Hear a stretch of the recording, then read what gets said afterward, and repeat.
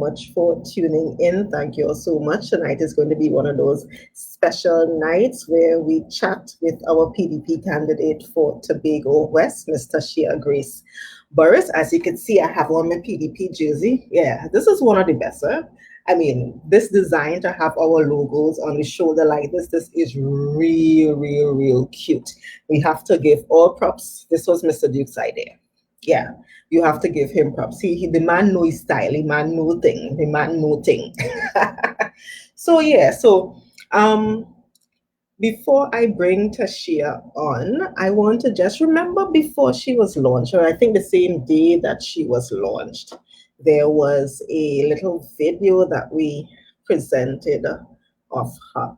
So I'm going to start off now by showing that little video to get us all warmed up. Remember, keep sharing the live, share the live, share the live, keep sharing it so as many people could be a part of this as possible.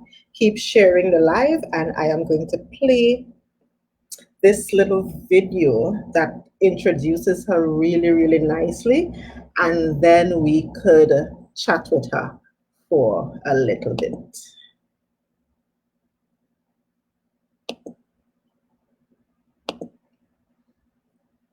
Let's see here.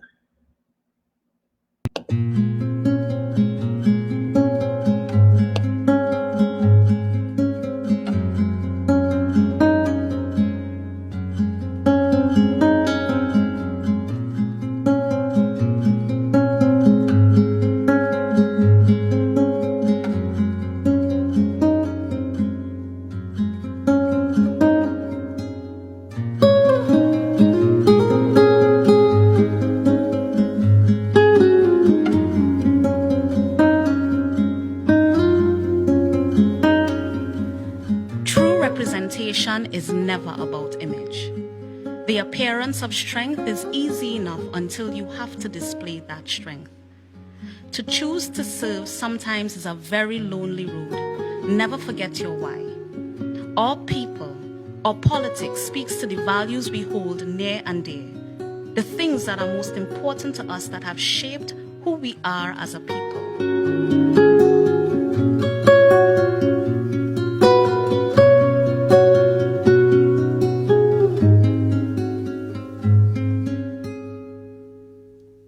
Family, wisdom from our ancestors, education, commitment to purpose, humility, kindness, integrity, service, and love.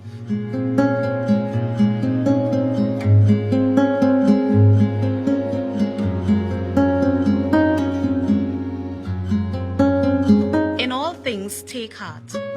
Know that no one is as brave or as noble as he seems or even proclaims. But nothing is insurmountable, including our deepest fears.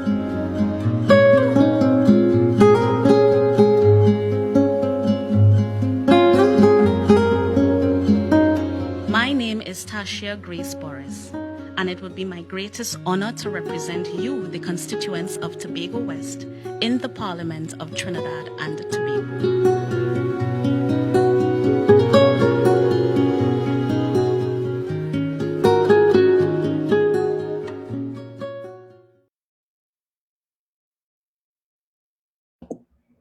Let me bring on none other than Ms Tashia Grace Burris. And remember, this is going to be a fun night. We ain't talking politics. We're just getting to know Tashia a little bit.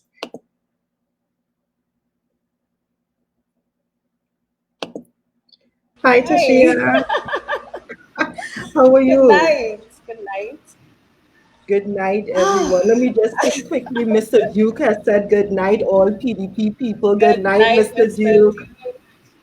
Good night, everybody who's tuned in. This is my first official live, so I just kind of want to enjoy it and make it fun. So thanks for having me, Dr. Faith. Yes, it's going to be fun. It's just going to be one of those, a lot of people are saying they don't know you or they don't know a lot about you, and this is an opportunity to give them a chance to hear a little bit about the things that you don't normally say on on the hustings, and you don't normally say when you're on the mic and Right. you're passing them and thing, you know. So this is an Oh, opportunity to express yourself that way. So you know what? When I did right. this last week, I think I did one intro to Dr. Faith, and the first question that somebody asked me was, I think the question was, what do I care about? And it was one of those kind of, I'm not sure. I had to think a little bit. So maybe I would put you on the spot and start with that one. What do you, Tashia, care Interesting. about? Ah, so you're hearing me, right? I just want to make sure you're Yes. hearing me. You're hearing? Right, good. So, what do I care about? First of all, I care about my family. My children are my heartbeats. So, I always call them the part of my soul that walks outside of my body. So, I have a deep care and love for my family. I certainly care about justice. I care about people. I love people. So, in the 17 years that I've been working, my passion has always been for helping people. So, I certainly care about ensuring that people around me are happy, that I can do what I Mm. can to make people happy. And that's the most important thing for me. I think also, and this is just me personally, I care about the fact that I feel as if now, being in politics and that kind of thing, I feel like if I am fulfilling my purpose finally. So I care about the fact that the life that I've lived has led me to this point. And if I were to die now or whatever, as the case might be, I would feel like if I did the thing that I was put on earth to do. And that's the most important thing. So, Oh, that is so cool. We just have a couple people jumping in. Shireen saying good night. I have hey, good Stephanie night. saying good night. Sanisha Ali saying good night. Thank you all so Hi. much for joining us. Thank you all so much. So, oh, gosh, you said 17 years that you've been working, but you look like you're about Yes, 17 this year. that's when it looks So good. exactly. When you So have a tell us clean a heart, little it bit. shows on your face. I So tell true, people eh? that. I tell people that the goodness inside me shows on my face every single day. So what you see is what you get. Yeah, I think God has blessed me immensely. Every day that I live is a blessing. So Mm, happy, content, calm.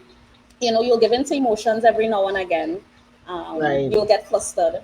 Things mightn't go the way you want to. But certainly, I think that I'm at a place where I have this deep sense of calm. I've accepted this, I've accepted the thing that I'm walking into, and I've already accepted the outcome, whatever it is. So I mean, that gives me a sense of peace that I carry with me all over. So you wouldn't see any lines on my face. You would not see me stressed. You will not see me angry and worked up. I think I went through all of that already, and it's just accepting the process for what it is. So yeah, That's team no good, man. stress. That's good. That's good. So, okay, so it's going to be one of those interactive where people are asking questions. I Good. have some questions and other people are asking questions. So, um, Pavel, let me just jump into one that, even though we said no politics, Pavel, we said no politics tonight, but I'm going to Uh, allow that question. Pavel says, as a 17-year-old, just kidding, what do you like most about politics? What do you dislike about politics? right. Actually, what I enjoy the most is actually meeting people and helping people and just being around people. That I listen to people's stories. I find out about them. I've found out about my family a lot since I've been outside and meeting people. Hmm. I realize I have a huge family in Tobago, so and everybody, even though they might not know me per se, they know somebody from my family. So once I throw a famous name, then they can make the connection. So that's the most enjoyable part, meeting people, finding out their stories, and actually even hearing their issues and their problems and trying to find solutions for that. So that excites me. What I don't like about politics is that on this island, sadly, we've allowed politics to separate us. And that is the thing that I am hoping that going into this, that we can try to change that. Not just the PDP, but any young person who enters politics, or any person, because it doesn't necessarily have to be a young person. But the idea is that I think more good people should get involved in politics. And maybe if we get more good people involved in politics, then politics would not be the way it is now, where it seems to be a very self-serving enterprise. People get into it for the fame and the glory of the thing, instead of the service to the people side of the thing. So that's what I don't like. The fact that my Tobago that I grew up, where I could go by the shop and trust a bag of sugar, trust a hand of fig, and you're ashamed because it's your neighbor.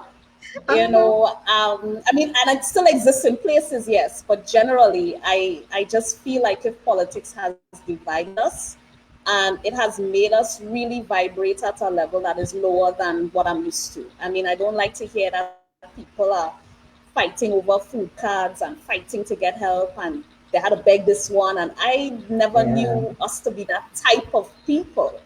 So for me, I want to bring back some respectability to the idea of being a representative, to the idea of being a politician. And I believe if you empower people, then the only thing you have to do is be a person of integrity. The only choice they will make is whether they like you or not versus somebody else, but not that you can do something for them versus somebody else and you become beholden to that person. I don't like that. Right? I think that for the 60,000 of us that live here, there's more than enough resources to go around.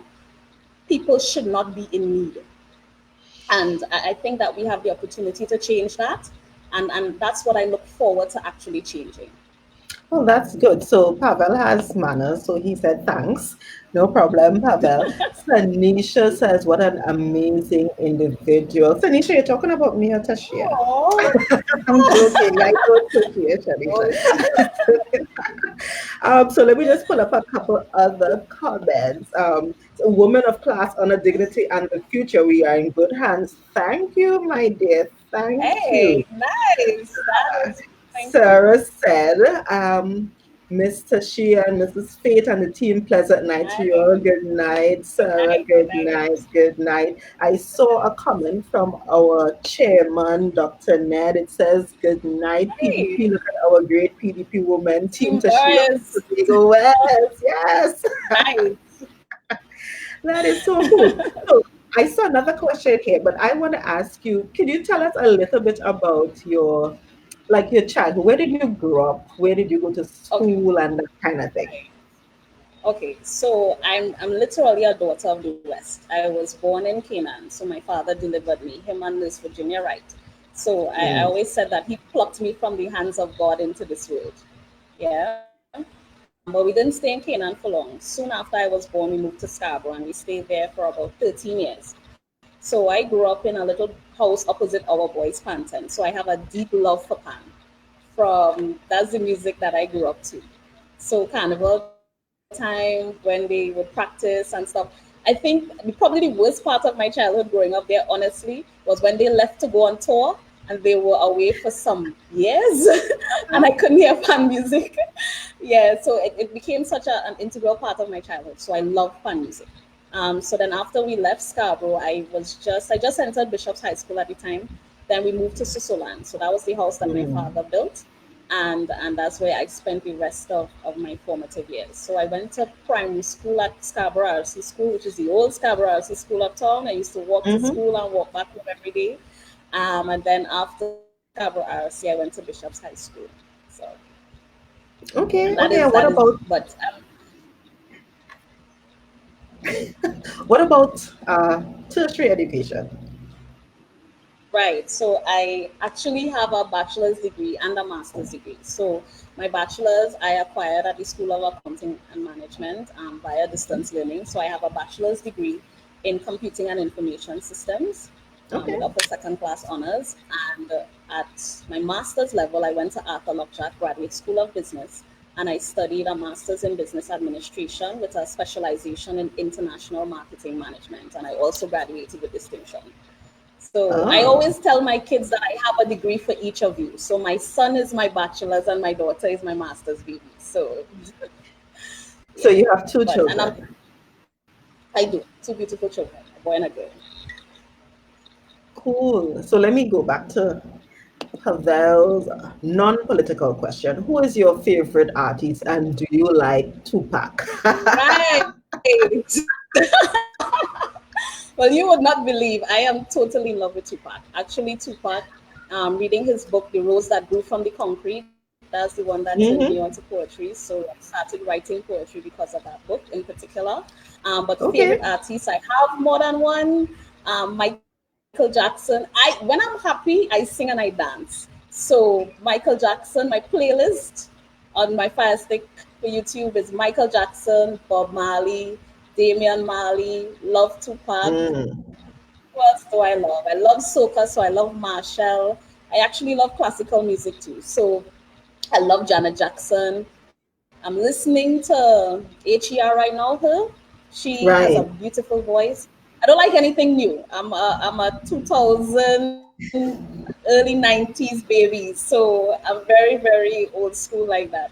I love the old artists. I love 112. I love Jagged Edge. All that stuff that came out when I was a teenager, I still listen to that stuff. I still have those songs on my phone. I do not know about Prince Wani. Sadly, my son knows about Prince Wani. No, and he's been trying to get me to listen. Oh Lord, I love Buju. I love Buju. Give me Buju. Give me Beanie. Give me Bounty. Any day. Give me that. But I also love gospel music as well. So I love Jonathan McReynolds. I love Tasha Combs.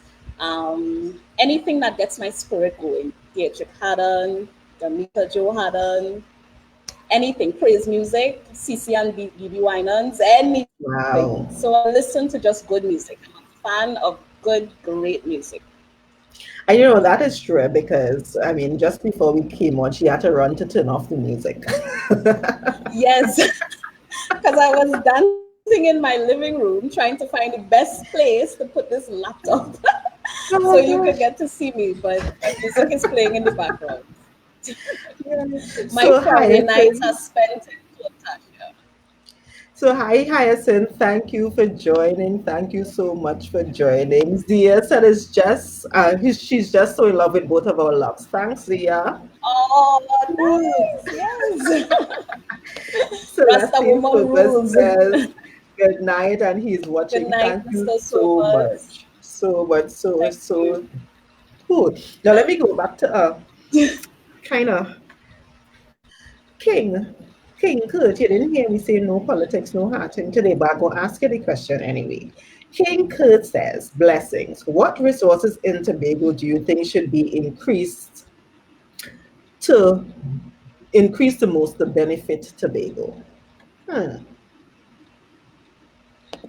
Easy answer to that is money. We need more money, but we need more people who can manage money better. Sure. Because even with the money that we do get, if it was better managed, we will get more out of it than we have been getting.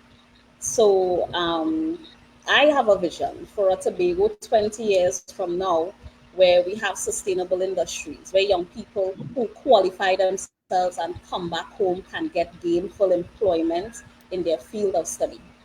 I do not want to hear of a Tobago where somebody has to call up a politician and say, I need a morning walk.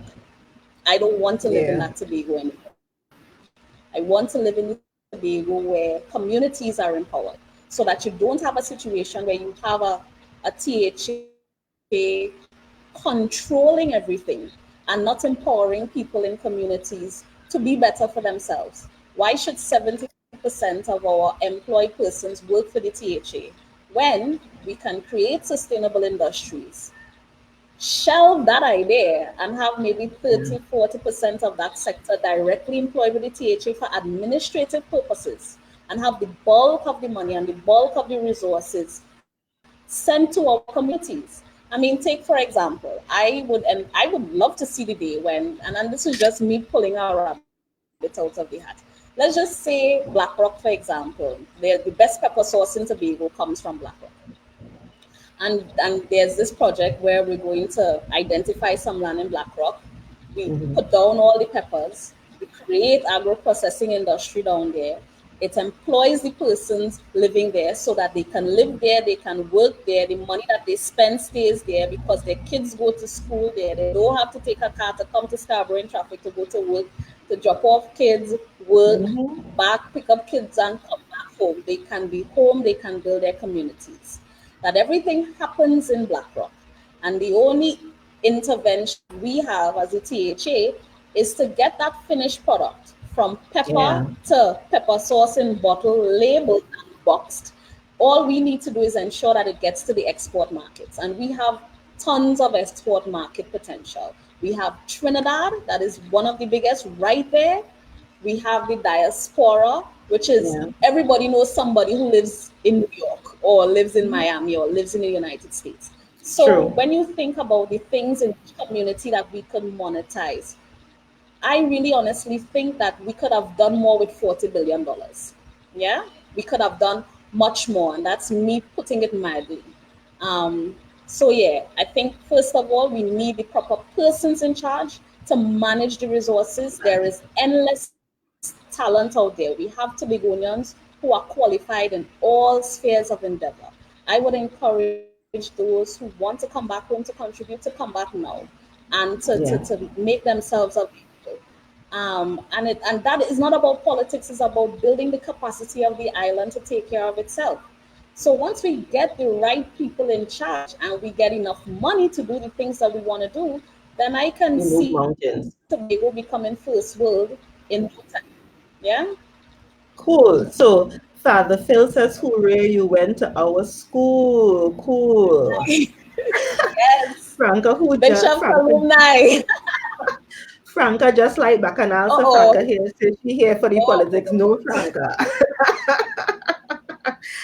Junior said, good night, good night. So let me go to a question from Glendora. Glendora said, any travel experiences, which were the worst and why, and which were the best and why? Worst, I've traveled up to a few places, so I wouldn't say extensively because I know some people who I can't even hold a candle to them. But worst travel experience, I would have to say, and it's not even worse. I think it's just, it wasn't what I was used to. So I went to Brazil in 2012 and I went to a conference there. And I was expecting hotel and air condition and sit down in a nice setting and stuff like that. What I got was camping in the Amazon jungle for 10 days and it rained. And I had never been camping before. And every night that I would come back after conference, my tent would be wet. There'll be weird, sticky animals on the outside. I was done.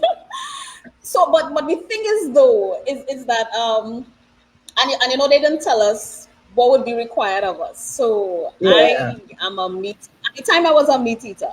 I'm really not particular about meat now, but I was a meat eater. So I'm expecting, okay, even if we are in the jungle, I should at least be able to get chicken, right? Right. This was like a vegetarian experience. I lasted 3 days. Wow. All the Caribbean people and myself banded together and we broke out of camp. And we went down the road to a little village. And we found this little restaurant serving chicken and fries and black beans. And we ate there every day for cheap. Wow. So, yeah. So, but the thing is what that showed me is that at that time, it was a test of my resilience because it was the longest I had been away from my family. My daughter wasn't 2 yet. And I was still breastfeeding. So trust me, those 10 days were torture. Wow. Yeah. And, but it kind of really tested my strength and my resilience to be away from my family, not to be in communication with them. I learned a lot about myself on that 10-day trek. So, I mean, it might be the worst, but it's probably the least enjoyable out of very good travel experiences that I've had. My best travel experience, I would have to say, I went to the British British Virgin Islands in 2015. And I've always said Okay. if I had to leave Tobago and go anywhere else, that is the closest place that reminds me of Tobago. The people, the place is beautiful. It's just like Tobago multiplied by 100 in terms of size. And it's how I can see Tobago becoming. You know, they have their industries built up, they have the tourism sector set up, they have their cruise ship industry going excellent, they have their medical industry going well, they have their financial sector well done, and I can see Tobago, and the people remind me of Tobagonians. In fact, I bounced up a Tobago girl in the BVI. She had left Tobago for years, and I just didn't know where she went, and about she away. So I've always seen when I look at where Tobago can be, BVI is that example for me. You know, so my Okay. best travel experience would have to be British Virgin Islands. Yeah. Let me just go through some of these quick. Chris says, "Hey, I'm from Grenada, and this young lady is a Jew." Jem, say hi for me. You know, Chris.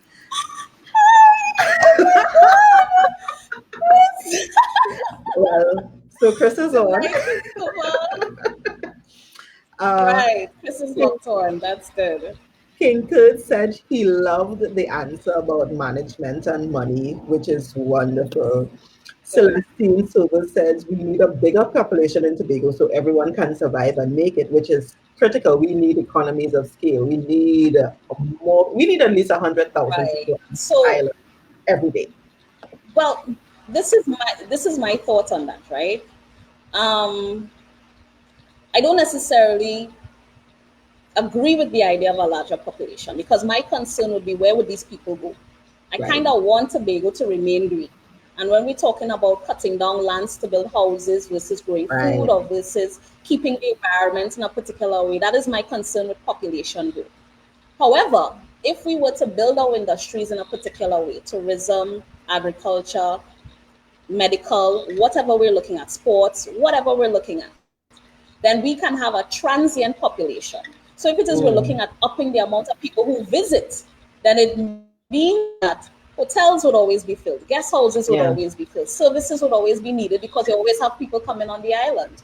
Yeah. Hmm. So that the thing is, when I look at it, I want to create paradise for who lives here. But you don't want too many people in paradise because it will no longer be paradise. You want to be able to preserve paradise for its inhabitants, the people who are indigenous to here. And yes, I have no issue welcoming people who want to come, but we have to manage that properly. You know, you don't want development just for development's sake. And it's a True. conversation that I am willing to entertain because if it is, we say, okay, we could do it another 20,000 people. If you can show me where we can put these people, we can set up the infrastructure, we can have the roads, we can have the electricity, we could have water, we're not cutting down the environment too much, then I can get on board with that. The thing is, Yeah. we only have 60,000 people here now. It seems like if we can't take care of who already here, because the roads But are then still that in a goes back to mess. The management. electricity That goes boards, back like, to management. well, that's the thing. My thing is yes, we may want more people, but I believe in taking care of your house first. You must Yeah. develop your house in such a way that who's already living there is comfortable.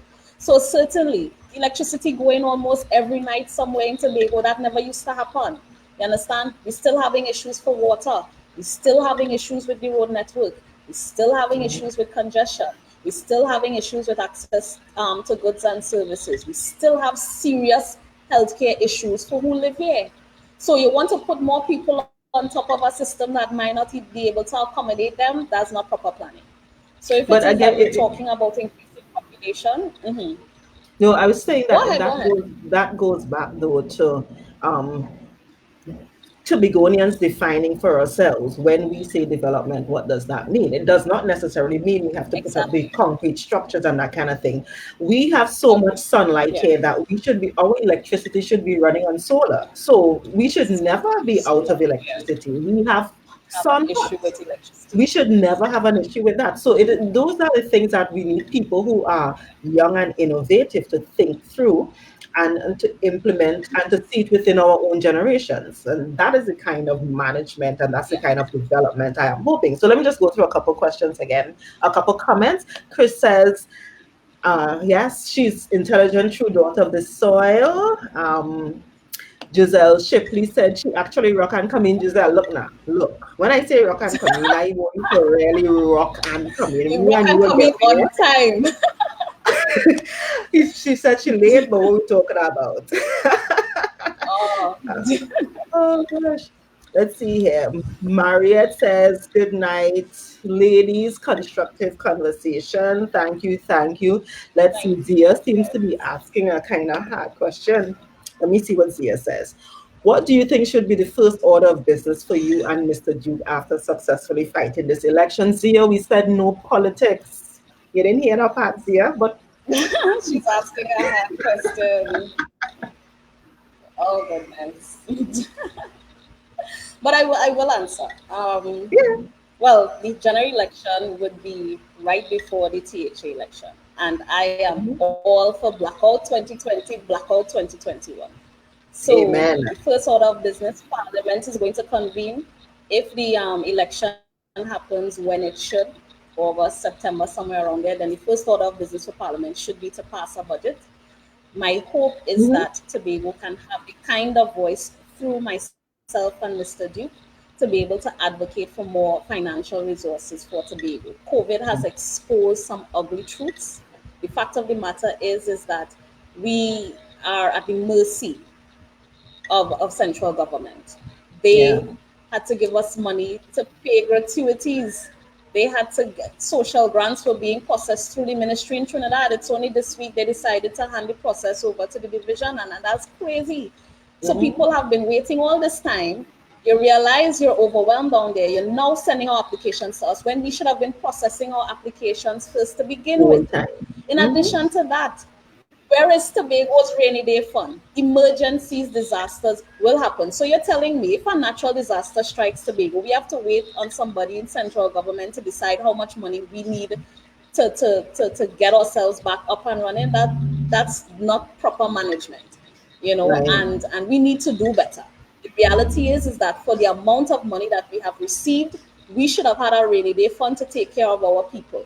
We should have had the information. We should have known how many people were affected. We should have been able to roll out our own grants immediately, right? We've been collecting all this data on the tourism sector and whatnot. If Yep. persons were compliant and submitting the data on time, then we should be able to know down to the last person who was retrenched since the 15th of March. We should have known who went home on the 27th. We should have known who was affected when the restaurants closed down, right? And we should have been able to say, you know what, citizens of Tobago, if the government is giving 1,500, we should be able to give our citizens 3,500. The cost of living Mhm. is high in Tobago. What 1,500 could do for a family, especially for somebody who was a sole breadwinner. I think it hurt me really when I saw how this entire situation played out, and I saw persons who were making it. They were breadwinners. They might have been working for minimum wage or a little bit more, but they were making it. They were But they were living making paycheck it. to paycheck. It hurt Mhm. my heart to see them reduced to beggars. Yeah. They had to beg for a hamper or beg for a food card. These are people who were working, who were paying their bills, who were paying their rent. Now they were left at the mercy of a system that was not designed to help them in the first place. And I've said to myself, this should never happen again. So one of the things that I'm actively looking at, in terms of my own representation, because persons on Tobago West were especially severely affected by the Mhm. situation with COVID, because most of the tourism industry is situated on this side of the island. I'm looking at income protection for lower and middle income persons. We have a national Yeah. insurance scheme that was called to now activate something, a grant for persons who were unemployed. I'm saying that Mhm. that should be made mandatory. We should have income protections for persons, especially the most vulnerable persons in society, because anything can happen. If a Yeah. hurricane passes in the morning and wipes out all the guest houses and stuff, are you telling me that people will not have jobs for months and can't feed themselves? That is social chaos. That is mayhem. So that we should have a situation where we are able to protect our citizens, and we're able to ensure that in the worst of circumstances, they can still get an income, and an income that they can live on. In addition to that, being the daughter of former essential person, with my father was a fire officer. I have Okay. deep love and respect for members of the protective services and frontline personnel, the nurses, the doctors, everybody who had to keep going out to work to keep the country running. Mm-hmm. I'm also thinking that we should have paid them hazard pay. They Yeah. were the ones putting their lives on the line every single day for the rest of us who were home enjoying COVID lockdown. That's the reality. Yeah. And they got nothing except clap. They deserve much more than applause. And I think that we, especially in Tobago, should have been in a position to pay our frontline persons something more on their salaries as an appreciation, and not just as an appreciation, because appreciation is a one-time thing, you didn't plan for the thing. But we should have Mm-hmm. certain systems and protocols that when disaster strikes and these people are putting their lives on the line for us, other than their normal duties, that we should be able to pay them something more, that their family should look forward to something more, especially for their sacrifice in these times.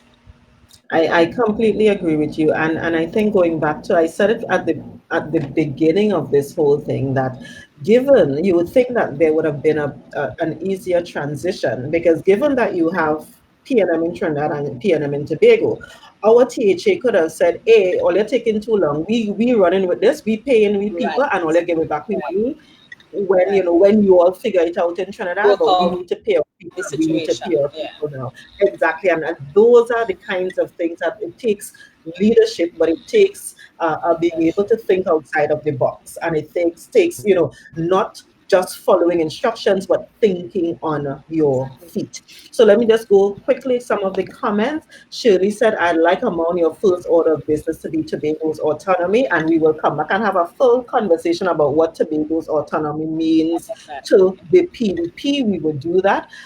Let's see here. Let me see if I find some other okay, let me just show this. Zia said the contingency fund is there, but how much is left in it? And just let me say That's one a thing good real idea. quickly. That's a One good thing real quickly question. about that. When that question was asked this week in the post-exec council briefing, the chief secretary could not give an answer about how much is left in it, but he could have said that that is what they've been using to pay CPEP and URP for all this time. So we have to think about that. The money that we should be putting away for our rainy day fund is what is used right now to pay CPEP and URP. But that is for another show where we talk in politics. That's Let fun. me go That's a whole new conversation right there. exactly. Glendora said, "What are some of your favorite relaxation spots?" You don't need to mention the rendezvous ones. Glendora, what do you mean by rendezvous Right. one? Oh gosh. I want to know what you mean by that. I love nature. I'm a nature buff. So beach. I love. Castara Beach. Mm. Palatavia Beach, Castara Beach. So those are my favorite. Englishman's Bay. So those beaches on the north On the side east, of Tobago. northeast, yeah. Yes. Yeah, I love the quiet, and it's actually where the beach meets the bush, and you kind of have I totally could see myself getting lost on a hike Mm. somewhere. So I am a total nature buff. I love to hike.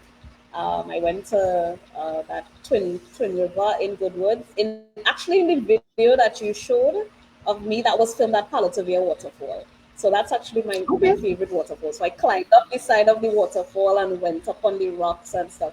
So it's those places are anywhere with nature, but those would be my favorite. Castara Beach, Palatavia, anywhere where I can get bush and water and sea salt, I'm there. Cool, cool. So, if you heard her speak about the video at the beginning, before many of you joined, I actually played a little promo video of Tashia. I think at the end, before we sign off, I will play it again just so that those who may not have seen it before would see it now. This is kind of a political question, but it may not be. Lawrence is asking, how do you plan to be different from the MPs we've had in the past? Ooh, I plan to be seen. The, Shade. oh gosh, the whole forest. Anyway, honestly, I plan to put the rep back in representation. I think Mm, that representation has become about PR, cutting ribbons and showing up at events, taking pictures, and I'm not. That's not who I am. I want to yeah. be in the trenches. I want to to make sure that my people can get me at any time, day or night. I want to sit down in communities and help craft plans to empower people. I don't want anybody calling me for hampers because everybody should be eating. Yeah. You understand what I'm saying? We should get to a Tobago where everybody can walk into the grocery and buy food for their families, and they don't have to depend on an MP to give them a food card or depend on them to give them a hamper. Tobago has way too much resources at its disposal for a segment of the population to be so impoverished. I want to be the kind of MP that can ensure that people in communities don't just live but they thrive. I would love to help create industry. I would love to see young men be engaged in gainful employment and have real opportunities for growth and development. I want to see a transformed Tobago, and I would want that if in 5 years' time I have to come to you again asking you for your support, it's not because I can hand you a $200 in a jersey or hand you a bottle of punch in on the corner. It's because you said, you see that young lady, she helped us build a community that can now take care of itself. Right? She did what she said she was going to do, and she's going to have my support. That is the kind of MP that I want to be. I believe that problem solving is one skill that I have in spades, and I want to use that skill to be able to solve some of the problems we have in Tobago and solve them permanently. I'm not interested in buying anybody's support. Vote for me because you see my track record. Vote for me because you know what I give. Vote for me because I have shown you to be a woman of integrity, a woman of class, a woman of her word. And that's the most important thing for me. And if I have fallen short, feel free to say so as well. I'm not an arrogant person who will cuss you on Facebook because you call me out. The people will be my employers. My boss is the people. I don't answer to somebody in Trinidad, or the people are my employers, and they will always be my employers. And it's them that I have to go to for my performance appraisal. And if they fail me, it's because I have failed them. Yeah, so that is what is important to me.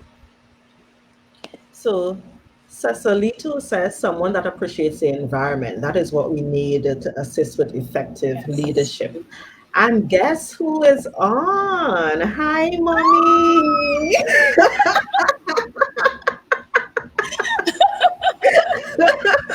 Good night, my babies.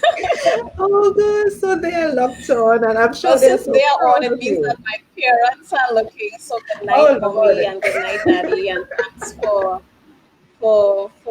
everything, for making sure that my kids are going to school in this time, and taking care of them while I've had to, be out doing this campaign and all the things associated with campaigning. I could never repay you for all that you've done for me. I have not been the easiest child out of 6, but I hope that in everything that I do and I'm doing, that I'm making you proud, and that I continue to make you proud. And I just want you to know that I love both of you, and I appreciate you for all you've done. Oh, that is so sweet. Yes. Oh, that is so sweet.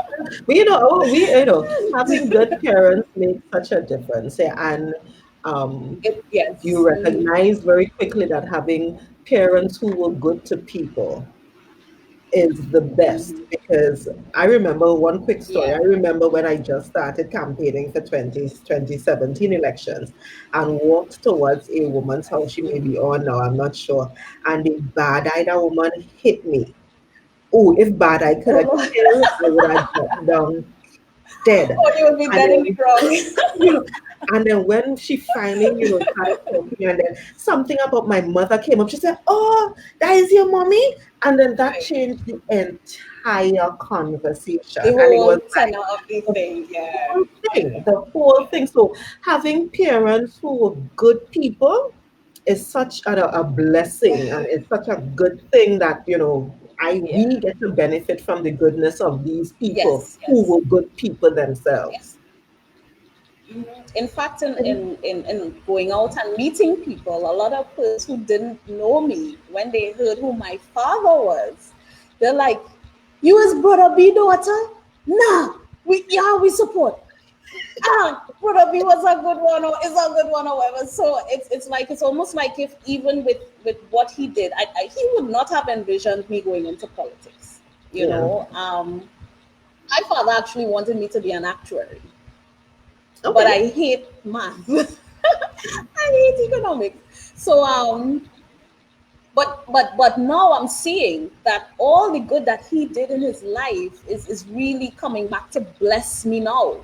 Because I'm meeting people and they would tell me stories about how, as a fire officer, he impacted on them greatly. Young men who would come up to me and say, you know, your father really used to talk to me about sin. So he was a mentor to a lot of persons, you know, and I'm just kind of happy that he's alive and healthy in this time to be part of this journey with me. I'm actually learning more about him now than I did when I was growing up, because, you know, daughters and their fathers, they have this relationship. But I think I'm seeing him in a different light now, because I'm actually, funny enough, we have like this friendship now. So I feel like I can speak really candidly and really frankly with him about certain things. And he always gives me wise counsel. I think between him and my mother, I actually have traits from both of the equal measure. So my father is very, very analytical. He's very, very composed. So that if he has a problem, the first thing he's doing is he's busy sorting it out. So he doesn't get emotional about things. Whatever it is happening in his brain, he'll figure it out. My mother, on the other hand, is very emotional. And I have the both traits, so I can get very, very emotional. But as soon as I'm finished being emotional, the wheels in my brain start spinning. So I think I have kind of the best of both worlds, because I think emotion works sometimes, because I think people have to see the passion, you know, and you can't fake passion. You know, you can't fake the funk, because even when I started this and I had to go on a platform. So when I launched, it was obviously my first platform speech. I had never publicly spoken about my political affiliations before. I would always just kind of use Facebook as my platform to, if I had something good to say, I say that. If I have something not so good to say, I say that. But this time, in terms of getting involved, I remember being very, very nervous on that day, and I didn't write a speech, but I had some points. And I kind of, and it was, you know what? I prayed right before I went on the stage. I said, God, give me the words. And I always pray before I speak. And every time I open my mouth, the words that I'm supposed to say, they come. And it impacts the audience, and they see my passion and they see my drive, because I live it, I feel it, I know it. So I don't have to write it down to remember it. It's all inside of me. And that's what I want to keep showing people, that what you see is what you get. This is me. This is the real me. And there's room for growth. There's room for better. There's room for more. And I want to learn from people. I think that everybody has something to contribute. Everybody has something to give. And I'm willing to listen. I'm willing to share. And I'm willing for all of us to work together to get to the place where I think we need to go. So I can't even remember where I started this point. So, I think I started talking about my mom. Yes. My dad. So Megan says, proud of these strong Black women. Oh, thank you. Thanks, Megan. Good night, Megan. Thank you. Thank you. Glendora said, that's a true characteristics of small societies. How you live with people is generational. So true. Very, very true. Giselle has a thesis that is half is off of the screen, so I'm going to have to read from the side here. As you mentioned, providing opportunities for young men for gainful employment, would you agree that young men have fallen off the scale with regards to personal development? Raising a son like me, how do you manage in molding him into a well-rounded young man? And what can we do collectively for male mentorship to curb toxic masculinity? Giselle, what are you doing there? Giselle, seriously, you're play music for you guys, but okay. Okay, so Giselle, I have to give you a short answer. So I hope that they're short and sweet, just like me. So gainful employment, would I agree that young men have fallen off the scale? Yes. I think that society has largely failed our young men, and that didn't start Yeah. yesterday. That started when single parent households became the norm rather than the exception to the rule. I remember when I went to school, and that was just back in 95, 94 in primary school, that single parent households was an odd thing because most children came from households where their mother and their father lived in the same house, and they grew up with both of their influences. Now that I have a son myself and I have been in the system with him through primary school and high school, a conservative estimate, at least 90% of the households are now single parent led households or extended family households with no father figure present 24/7. So that Yeah. has turned out to the detriment of our young men. Um, so that we have to arrest the situation from the level of the family, and it starts first with relationships. A lot of the times when you find that fathers are not really playing a role in a child's life is because something happened between them and the mom, and the two Mm-hmm. adults could never get to a place where they can agree and both holistically contribute to the development of this child. And their Yeah. relationship situations just kept playing out in the life of this child, and the child would either one never see the father or hardly see the father, hardly have the father's influence in their life. Or if the mother moved on and entered other relationship or other relationships, they would see more than one person as a male figure in their life over their life. So, in terms of personal development, we have to arrest that at the level of the parents involved and treat with the family situation first. The second part, raising a son just like me, how do you manage him? To be quite honest with you, I have to give credit to my son in particular, his molding. I have to give my dad all the credit. Mm. My father has been basically his de facto father from the day he was born. In fact, when I gave birth to him, my father was standing outside the birthing The room. living So room. when he was Wow. premature, yeah, the delivery room. So when he was premature, so they had to take him from me immediately. And as soon as they took him out, the first person that he saw was my father. And the young man, the beautiful young man that he is certainly as a result of that very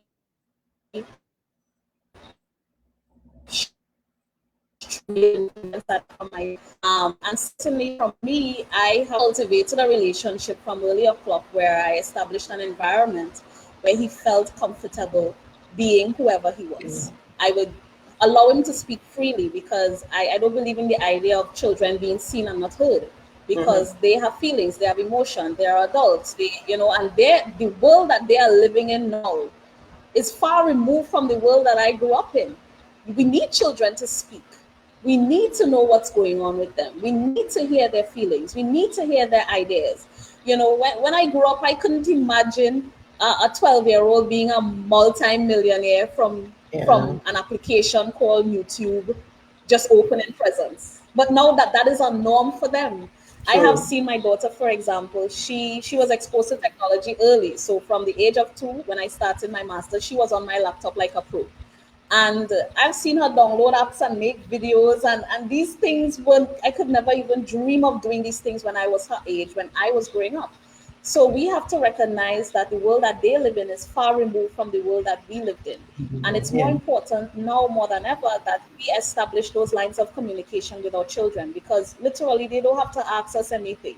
Once they have access to a smartphone and internet, Google is God. Yeah. So in the past, where I would ask my parents, where do babies come from, or why do butterflies light on flowers, because you had to wait on somebody to tell you something, or they'll take you True. to the library, and if you're old enough to read encyclopedias, you'll do that. But now children don't need to ask adults anything. Any question they ask, they can ask Google. So it's important that as parents, we cultivate the kinds of relationships where they're comfortable to come and speak to us. And we need to be emotionally intelligent ourselves to be able Mm-hmm. to accept the things that they say and be able to assist them in whatever way they need us to assist them. Sometimes you need to be the parent, but also sometimes you need to be a friend. What's the third thing she said? Giselle, this question Can was so we long. Right. what can we collectively do to for For male male mentorship mentorship. to toxic masculinity? I think it's important to certainly identify those traits of leadership in our young men very early and to ensure that we have systems in place at the level of the family, at the level of the community, at the level of the school to be able to harness the talents that they have and channel them into positive activity. Because you would find that a lot of young men who engage in negative activity or what we would term negative activity, they're actually very bright. Mm-hmm. You know, when you hear some of their teachers talk about it and say, you know, you're well bright, but he lazy, or you're Right. well bright, but he fall in with the bad company. So Yeah. that we have to create centers for learning. The home has to be a sanctuary. The community has to come together and embrace those young men who learns.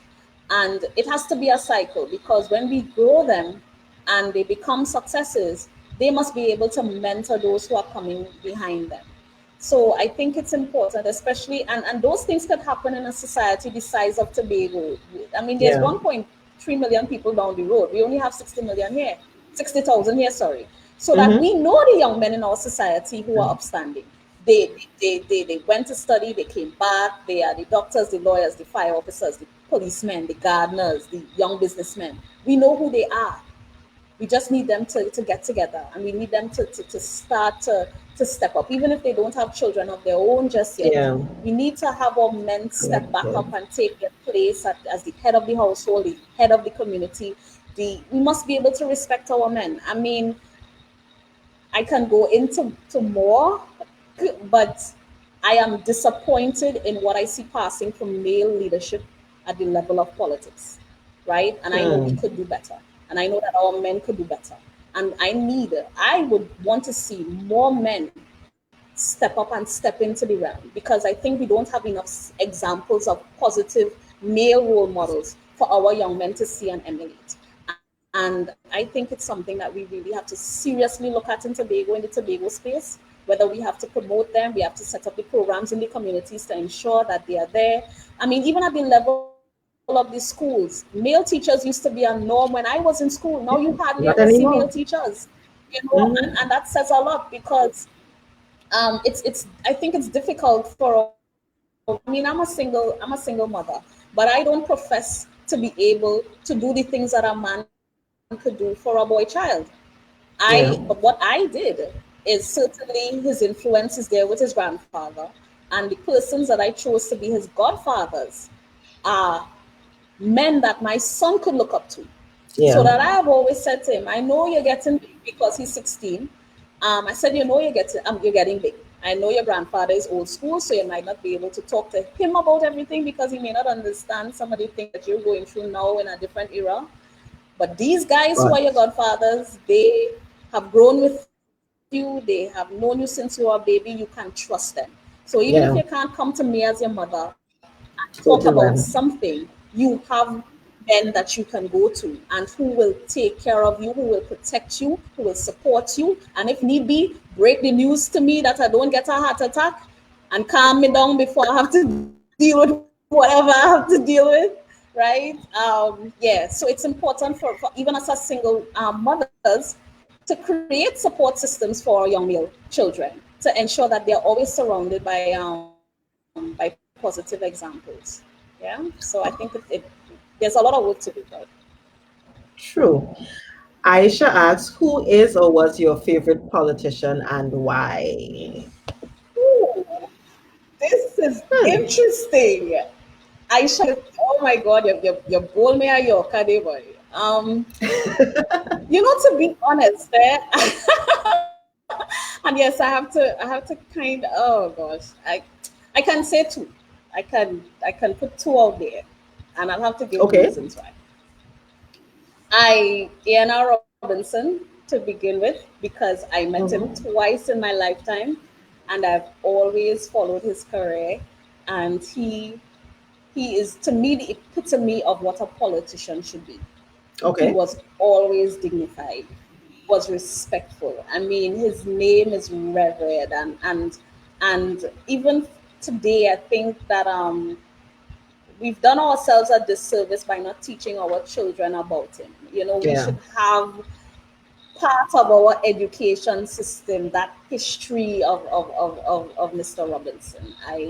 I've always admired him and his wife. Yeah. That's who he aspired to be in office. And the thing that really that if he did nothing else, you see, attack with full force in Yeah. the face of a gun, when you know that somebody could kill you, nobody could top that.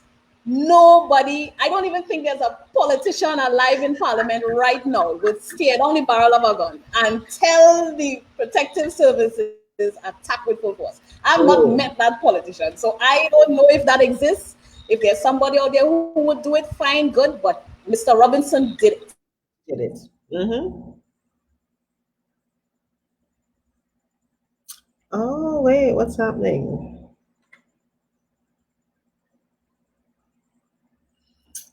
Okay, guys, we seem to be having a little bit of technical difficulty with Tashia, just as she was saying that. Let me see if I To can me get of her a back. There she is. orator. I loved to hear. Oh my goodness! I this. Yes, Tashia. So, Oh, okay, Tashia. so Tashia has gone offline, and we're going to try to get her back as soon as possible. Oh, It is, good. and we still hearing she. You're still hearing her. Is that just me? So I'm going to try to get her back as soon as possible to see if we can continue this conversation. Oh my goodness, I can't believe this. I can't believe this. I can't believe this. Um, but yeah, you guys, isn't this wonderful? Isn't this amazing? Isn't this, she is a lovely, lovely, lovely, wonderful, amazing person. She is absolutely fantastic. I mean, the first time I met her, I was also blown away with who she was, with what she brought to the table, um, with everything that she stood for, and with all of that, which was so cool. So I am trying my best to see if I can get her back. Trying my best to see if I can get her back, and we would go from there. Again, thank you guys so much for tuning in. Thank you for all of your questions, Glendora. I really wanted her to answer that question. What do you think about dating in Tobago? Any advice to teens at the ages you discussed? That I would love to hear the answer to that. Um, and Johanna said, society has accepted the wrongs as right. Men now believe that having more than one woman or baby mama and always out liming is the acceptable way of life. That definitely is an issue we have to deal with. So, okay, give me a second. Let me try to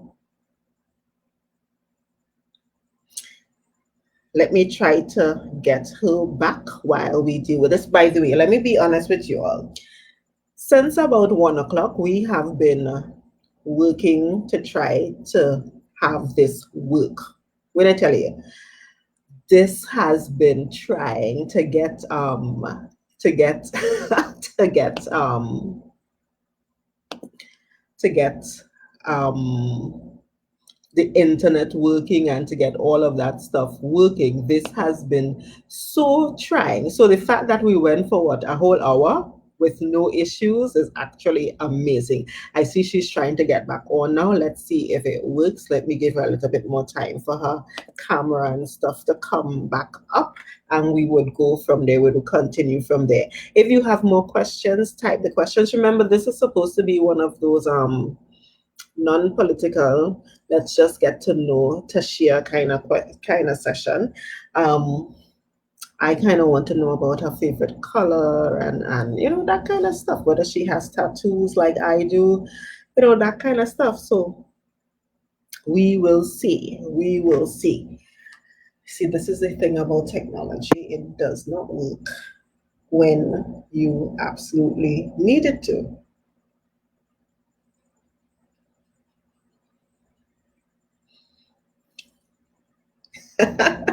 I am messaging her, telling her to log off and log back on and all of that good stuff because the technology is not working the way it should.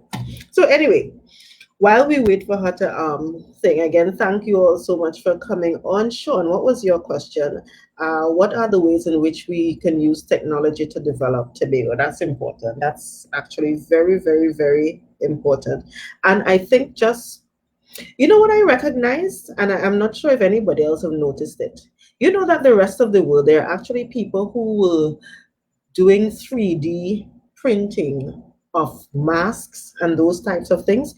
Do we even have a 3D printer in Trinidad and Tobago? Does anybody know anyone with a 3D printer in Trinidad and Tobago? I don't know anybody with it.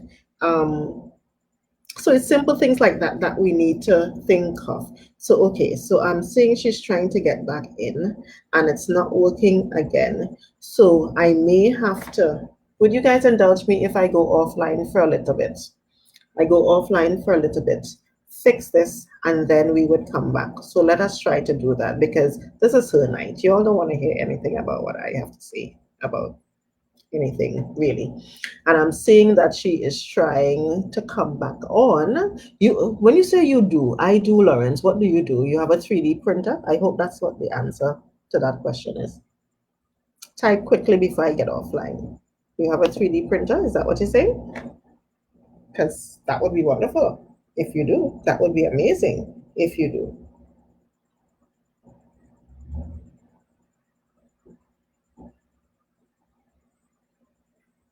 So guys, let me go and try to fix this. I crave your indulgence.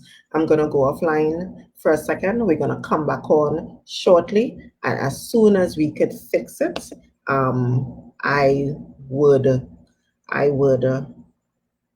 come back on as soon as it is working. See, that is what our camera looks like right now. It is just blank. It is just blank. So, all right. We'll be right back as soon as we get the technology fixed.